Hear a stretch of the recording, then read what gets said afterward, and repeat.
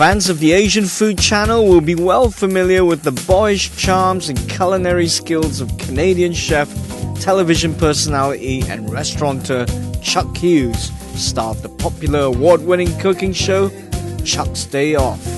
For the uninitiated, Chuck's the happy-go-lucky guy from Montreal who took out USA's Mr. Food Network Bobby Flay in the heat of competition to become the youngest Iron Chef America winner in the show's history.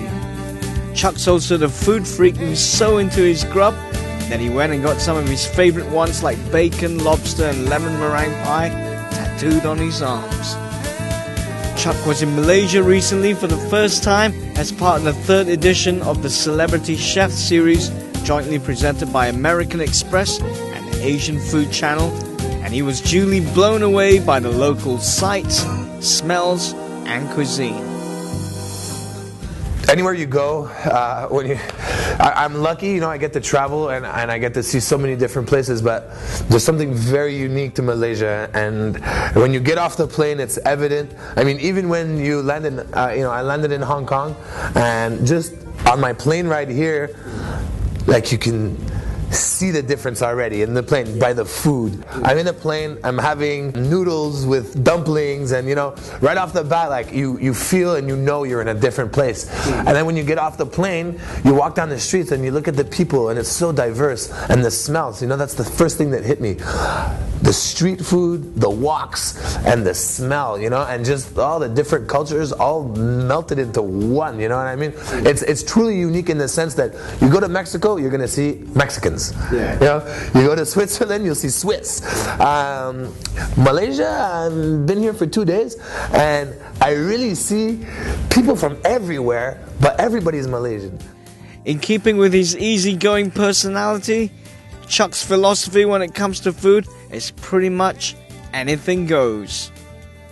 Yeah, anything goes, and especially for me, I come from a background of cooking which is like French way of cooking, which is very like, you don't put this with that. There's so many rules, and that's what I learned in cooking school. And when I got out of cooking school and I started cooking for myself and started putting flavors together, and instead of a teacher telling me like, no, you can't do that, saying, what, if I want to put veal stock with a bit of butter and halibut to make, then why not? You know what I mean? If it tastes good and it makes sense and you like it, then it works. In a sense, and that's what I love about cooking, is that it's as unique as everybody that's out there. You give a carrot to 100 different people, I guarantee you won't have the same result. You have 100 different. So I think that's the beauty of cooking, in a sense, is you're able to make it yourself. And I think that's what really attracted me to it when I was a kid, helping my mom. 45 minutes, couple ingredients, and we'd have a meal.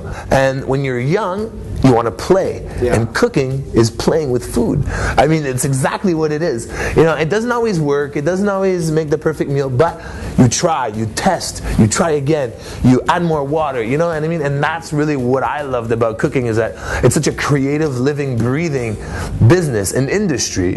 Every day is the same but different. All about being creative, all about having fun, really, and just enjoying, and trying to make these new flavors and new dishes and just getting inspired. And when you come to a place like Malaysia, it's the most beautiful thing, because you leave here with so many different textures, flavors, smells. Hopefully I'll be able to recreate some of the stuff. I mean, I don't think I will be able to, but I'll try.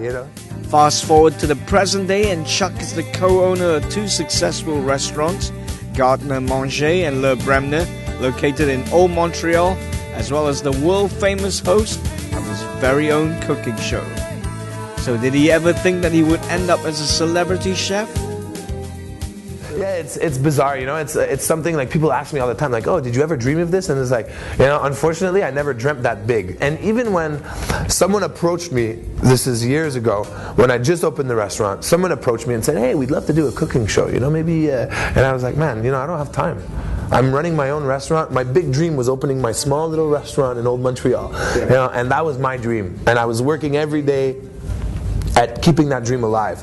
And people would come and ask me, like, for the first 2-3 years of the restaurant, like, we think maybe you could do a cooking show. And I was like, I don't have time. I'm cooking for real. Like, I'm cooking, this is my life. And then one day, too many people ask me. And I had a friend in the business, and I said, you know what? Let's shoot a demo. Let's try. Because everybody's asking me, and somebody somehow is going to somehow make me say yes. So before I say yes to anybody else, let's do it ourselves. Now, besides the excellent food on show, the big appeal of Chuck's Day Off has to be the man's boisterous, larger-than-life personality.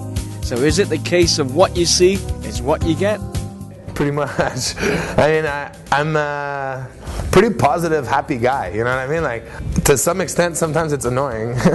I'm just really, I feel blessed and so lucky that I have the chance to actually do what I love for a living, and I get to travel and meet people. And even when I was in the kitchen, cutting carrots and deep frying stuff, I was living the life. I loved it. You know, you couldn't take it away from me, and it's something that I love to do. So, you know, I am like that in real life, and that's, you know, what you see on camera is really what you get. Are you going to get a Malaysian tattoo, mate? You mentioned a durian. Yeah, I'm getting a durian.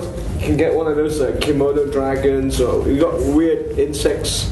Yeah, I don't know. Right now, durian is like really like, I can't get it out of my head. Yeah. It's something so, you know, and we have it in Montreal. Yeah. Like, I've seen it before. Why would you eat it in Montreal? You know, this is where you want to eat it. So I love that memory, and it's one of the most unique and special things I've ever done in my life. So why not get a tattoo?